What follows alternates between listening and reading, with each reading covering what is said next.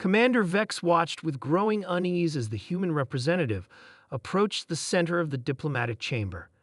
The meeting between the Galactic Concord and the newly discovered Terran species was meant to be a formality. After all, what threat could a single planet's inhabitants pose to an alliance spanning thousands of systems?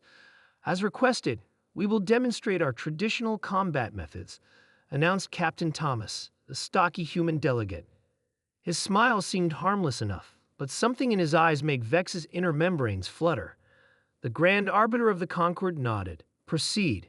We wish to understand your species' capabilities before finalizing alliance terms. Thomas pressed a communication device on his wrist. Within moments, 4 more humans entered the chamber, each carrying what appeared to be primitive metal implements. These are standard training weapons used by our military academies, Thomas explained.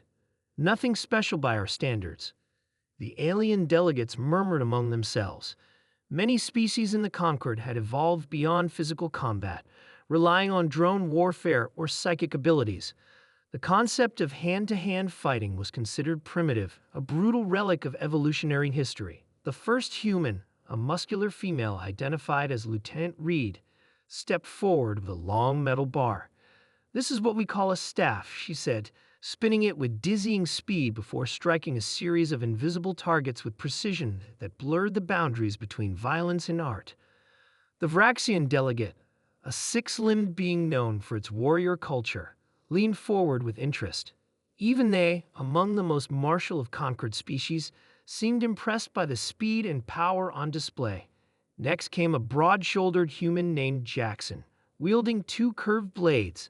"Basic dual short swords," he said casually before launching into a flurry of movements that had several delegates instinctively backing away. The blades caught the chamber's light, creating deadly arcs, as Jackson demonstrated various attack patterns. "Notice that these are training weapons," Thomas reminded them. "Blunted edges, lighter than combat models."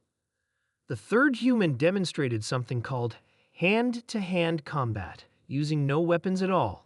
The aliens watched in growing horror as the humans simulated breaking limbs, choking opponents, and targeting what must have been vital organs.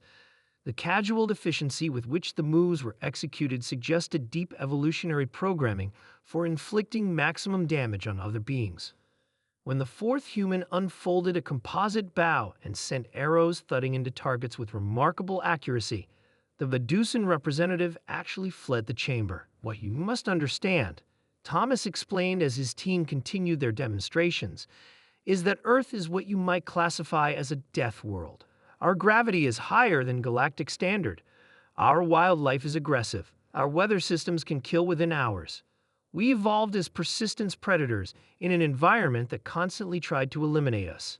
Commander Vex noted how several of the more militaristic conquered species were now clustered together, mandibles clicking in private communication channels. The humans continued oblivious to the growing tension, demonstrating something called martial arts that combined philosophical principles with devastating physical techniques. "Our historical records show over 3,000 distinct combat systems developed across our planet," Thomas continued, as one of his colleagues threw another over their shoulder with casual ease. "What you're seeing are just the basic forms we teach our children." The Grand Arbiter's voice trembled slightly. "Your children?" "Of course," Thomas replied. "Basic self-defense is taught from approximately age 5 in many of our cultures. These demonstrations are equivalent to what a typical human might learn by their teenage years." A profound silence fell over the chamber.